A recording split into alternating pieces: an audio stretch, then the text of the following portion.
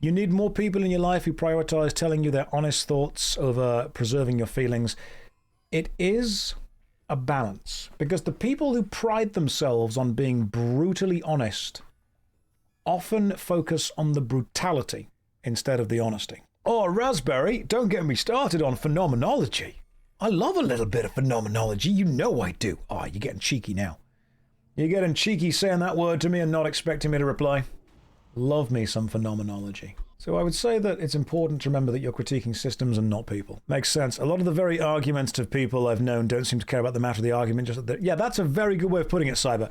People who care about having an argument don't actually care that the outcome changes anything. They just like the process of being combative. Arguments should always be about you and somebody else versus the situation. Once it becomes the situation of you versus them, then people tend to lose track of the understanding of the process when they start focusing on winning the process instead of going through the process with you.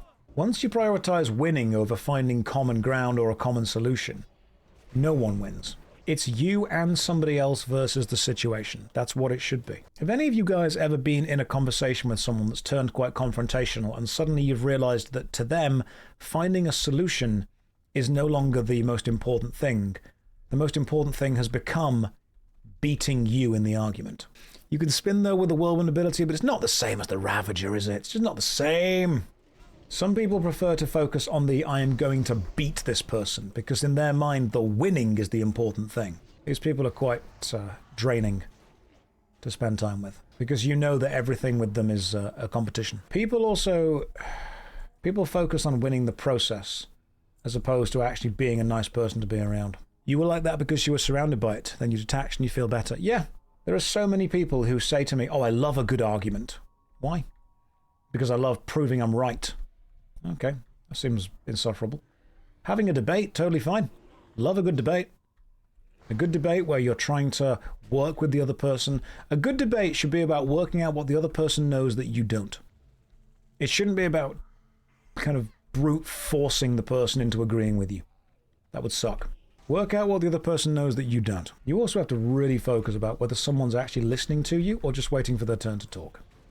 That's the big one. Sounds like every discussion you have with your roommate. Is someone listening to you or is somebody waiting to talk?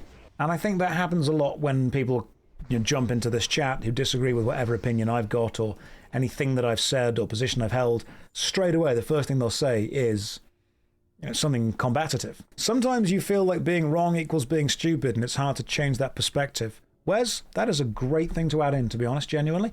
I think what you should instead look at it is being stubborn is being stupid. When you are refusing to change what you think based on the introduction of new knowledge. It's totally okay to be wrong.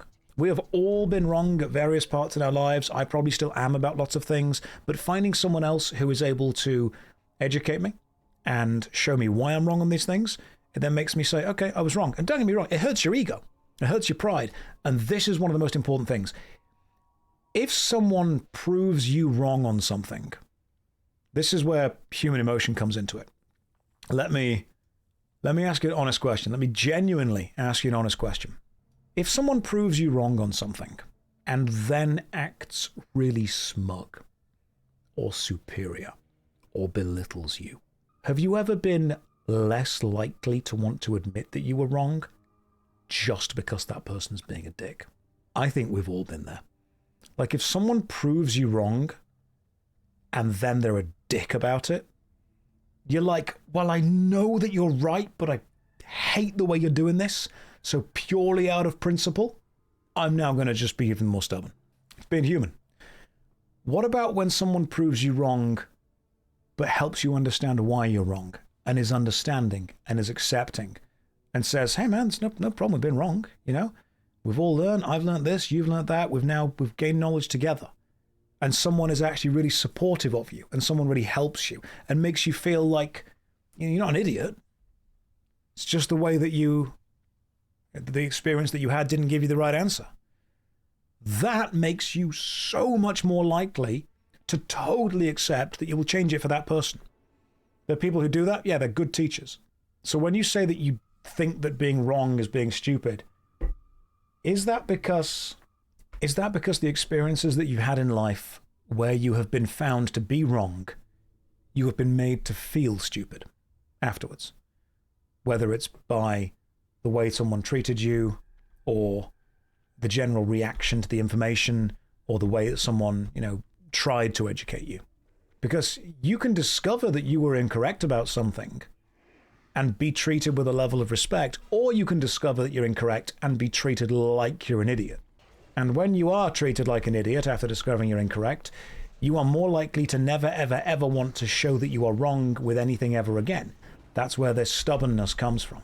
Sometimes you have been the dick because someone was a dick to me. Absolutely. It's human. In a perfect society, if someone is discovered to be incorrect, they are supported by the people who discover that, and everyone works together. Unfortunately, the society we live in tends to work off emotions. You don't want to be shamed into being right or wrong. And I used to think that adults would be good at, accepting new information. Oh God, no, they're the worst at it. You ever heard the phrase, you always have to be right, don't you? Normally said by an adult to a child, normally a child who was being right. That is the adult letting their ego get in the way. That is the adult not wanting to be corrected by a child because in their mind, that is infantilizing and belittling to them. We live on impulses. We act on impulses. We act on emotion. And sometimes people turn around to me and say, I don't, I'm purely logical. And I say, well, okay, logically, you must understand that more people act on emotion. So understanding emotion and working through it is actually the most logical way to get the thing that you want. Logically, people are logical. Emotionally, they aren't. People very much want to be seen as logical. We very rarely are. And the people who shout the loudest about being logical are often the most emotional whenever it comes to it. I know that people pride themselves on being logical, but it's often projection and it's often ironic. And correct me if you've had different experiences, but from my experience, the people who say that others shouldn't be offended or upset are often the ones who get offended and upset the most whenever you disagree with them, or they lose any level of authority or power.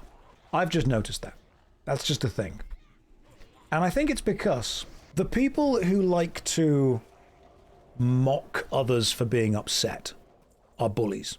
I know it's a simple word, but I think it describes the situation quite well. The people who proudly mock others for being upset. Oh, are you upset? Are you offended? They are bullies. And as soon as they get upset or they get offended, suddenly it's no longer upset or offended, suddenly it's trauma. There's a different word usage there. I mean, that's just what I've observed.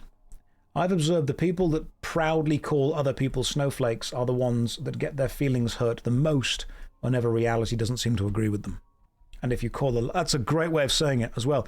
If you call a logical person illogical, they do get very emotional, which is itself remarkably illogical. People often end up being what they mock other people for being, because comfortable, well-adjusted people don't do that. And sometimes the reason that these kind of people end up being the thing that they attack and the thing that they mock is that they can't comprehend a world in which people aren't that thing. Because they are that thing.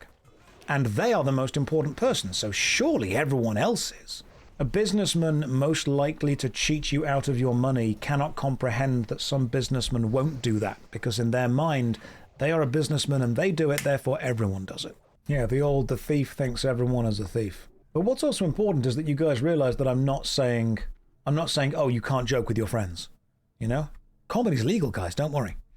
You can absolutely joke with your friends. You do whatever you want with your friends. That's your friend group. I can't tell you what to do with that. And no one should.